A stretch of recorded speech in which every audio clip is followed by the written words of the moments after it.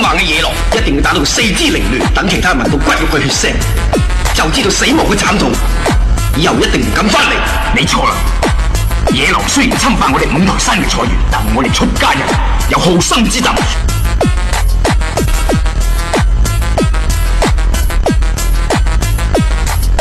我哋唔會殺生，只係打傷狼嘅牙。